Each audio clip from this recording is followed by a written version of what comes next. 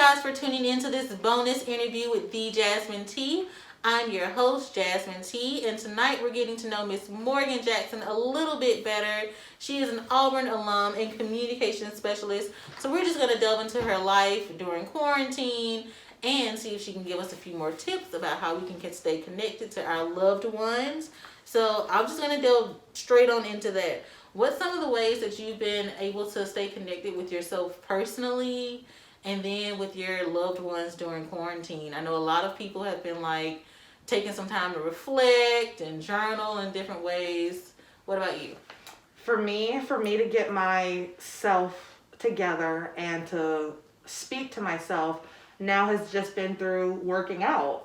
That has been my relaxer, and now that I have the time to do it, I mean, I know before quarantine I had time, but it's so different when you got to be up at like 4 or 5 and hurry up and get a workout in and shower and get your hair dry and get dressed and make it to the office by 7 or 8. So now that I can just wake up, do my own thing, work out, that's been my meditation moment, and I love it. I love the fact, because during my workout, of course, I am exhausted and I wish it would end. But as soon as I'm done, I feel so much better and I feel like I can conquer my day. So that's my way to escape. What type of workouts do you do? Are you doing like YouTube videos from home or a virtual trainer? How do you make it happen? Just a lot of HIIT workouts, and of course my Peloton bike. Oh, yes. Peloton. Awesome. Yes. Get a Peloton. They are worth it. People are like, oh, they're so expensive. I'm like, yeah, but it is an investment that you will use for the rest of your life. It is the greatest thing ever. I believe I saw on their website where you can break it down into payments, like monthly payments or something, to make it a little bit more manageable. Yeah, I think everyone should have a Peloton or a treadmill or something to get them up and moving. Okay, so that's how you've been connecting with self. What about your loved ones? Well, yeah, see, I live, and my family is all spread out. So I live in Birmingham. One of my brothers lives in Denver, and then my other brother and his wife, they live in Chicago, and of course my parents live there as well. So our thing is a bunch of FaceTime calls, Zoom calls, and me and my brothers are very close. I love them, and we're trying to work on new adventures ourselves. So we do have a monthly Zoom call. Oh, that's nice. Yeah, let's just hop on a call. Let's see each other. Yeah. Let's talk. But we definitely keep in contact through our family group chat, and we're silly in it. We, I'll wake up and I'll be like, okay, headed into my office, and it's the kitchen because I'm quarantined. So headed into my kitchen, and by lunchtime I'll post another picture like, oh, I changed my sweats today. Aren't you proud of me? So we definitely use humor and FaceTime to keep us involved. Humor is definitely important this time of life, in this season. Okay, so how have things been communications-wise on the corporate side then?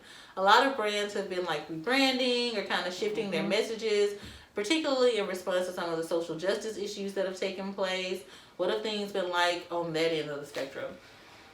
All I have to say is now we are in high demand. Okay. Communication, social media, brand specialist, we are in high demand now. And when I was younger and even in college, people, especially people in like the engineering majors or like the COSAM or the pre-med students, they were always like, oh, you're in liberal arts. So I know. So what are you going to do for money? I know. There is plenty to do. You cannot have a business without branding and social media and advertising and creativity. So when quarantine hit, I just thought it was real funny how if you logged onto Indeed or LinkedIn Jobs, we are in high demand. Yeah. And the salaries are being raised, and I love it because I'm like, finally the world is realizing communications and marketing and advertising, it is needed. So what drew you to this field? Well, my personality. But what I guess led me into it, because I am an extrovert, I'm very outgoing, but media was what really got me into it because I'm a movie buff. I'm obsessed with films. My goal in life is to become a film writer and a producer and a director. So I've just been obsessed with that my whole life. So media has just been my world. and I'm a great writer, so I've always said, like, I want to write scripts and produce and come up with all these new ideas. So I basically just combined it, and I was like, oh, I guess that's communications. I guess that's where I need to be. I guess that's what I'm going to be doing, and I have loved it since day one. So. Now, I was looking online and saw, like, master classes. Have you checked those out? I have not. They have master classes for writing, and there's Shonda Rhimes has taught one. A lot of other, like, very acclaimed writers and directors, like Issa Rae has a course. So I was thinking about checking some of those out. I took a sidewalk class. Oh, sidewalk cinema. Yeah, they had like a beginner's film writers class. So it really wasn't a master class, but it was a beginner's class, and I loved it. I think sidewalk should do that all the time and offer levels, like have a beginner's class, and then if you complete that course, you get to move up to the next one. And so I think they're very useful. I'd be interested in something like that as well.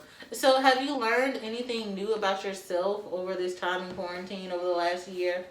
Not necessarily learning something new about myself, but I am I'm a lot better when it comes to patience. Okay. Being patient in quarantine, it's a lot. Like, because I feel like everything just got put on hold. Everyone's life got put on hold, like in all aspects. Work, dating, family, like everything got put on hold. So I really had to learn in 2020 how to be patient. And I finally truly understand that quote when people always say, like, let go and let God.